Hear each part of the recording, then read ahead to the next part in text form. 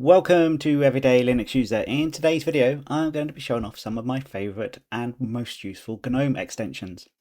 Now, GNOME on its own is fairly good, but there are certain things that I like to install to make it a better experience for me. And there's a few of them, you can see it on the screen already. If we look down here, you'll see that you've got this dock at the bottom of the screen. Now, by default, that isn't there. By default, you have to press the Windows A key to bring up the applications and show a dock like that. So let's go into my extensions and I'll show you the extensions I install one by one. So the first one is Blur My Shell. If you're wondering what Blur My Shell is, you should have checked out the previous video because the previous video shows you just that. But essentially if I click here and I bring up the dash, you can see that the background is blurred rather than the plain black image that you normally see.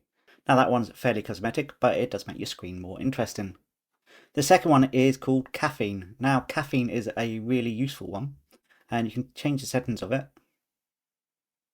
So I've got mine set to control and break. And what does this do? You know, sometimes you're doing something like watching a video and during the video, because you haven't touched the mouse in a certain time, the screen just blanks or it goes to lock screen and then you have to log in and to be able to watch your movie. And for me, the reason I have Caffeine is when I'm creating a video using Kdenlive, when you render the video, it can take a little bit of time to render. So whilst I was doing that, I usually play games on the Xbox and I just look at the screen to wait till it's finished.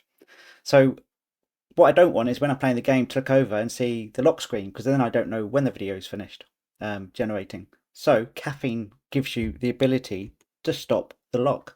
So if I press Control and lock there, you can see this little coffee cup in the top right corner.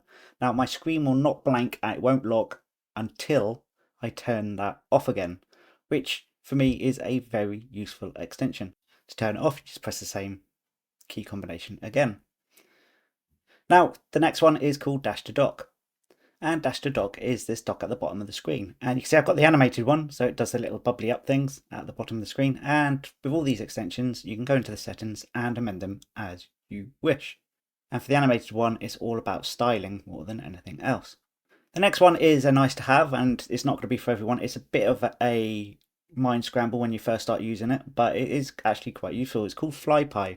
So if I go to the settings, you can see I've got it set to control and space. So I'm going to show you what this does now, and to show it in more detail, I'm going to open up another window. And then I'm going to open up another window, minimize that like that. Right, if I press control and space, you get this thing here, and then you can scroll round. So I can go to apps, and then it will list the apps that are running, and you can go to the one that you want. So for instance, if I want to go back to extensions, I just click that and it will bring up the extensions. But if I press it again, go back to the apps again and go to OBS, you can see that, then that. It's quite a novel little way of navigating your system. The next one I have is called the LogoMenu, and you'll see that up in the top left corner. So the top left corner, I go up here and then you can get to various things. So we can see the app grid like this. We can see the software center quickly. Let's close some of these windows because we're getting too many now. We can see system monitor. You can open a terminal. You can open extensions. Now, this one has different icons you can use for the menu settings. So if you want it to have the Apple logo, you can do that. Raspberry Pi, like that. And the Linux one like that. But you've got a colorful Linux one. It's just the one that I like to use.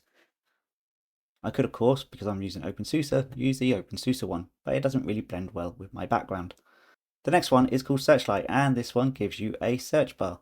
So if I click here and go to settings, you can see the search bar is set to Control and S. So if I minimize this and type Control and S, you can see a search bar appears and I can search for LibreOffice. And if I just do Libre, I get LibreWolf as well. I can do videos,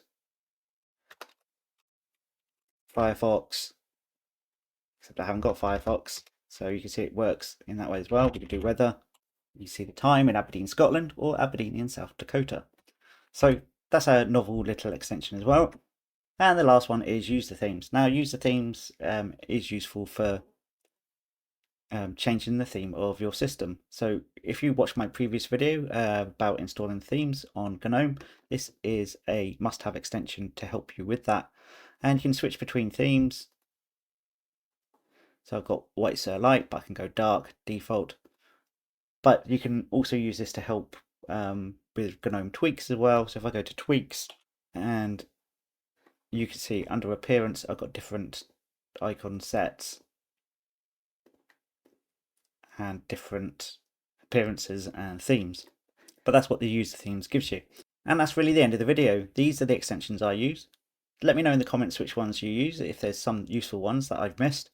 And don't forget to subscribe, hit the like button, and I'll see you next time on Everyday Linux User.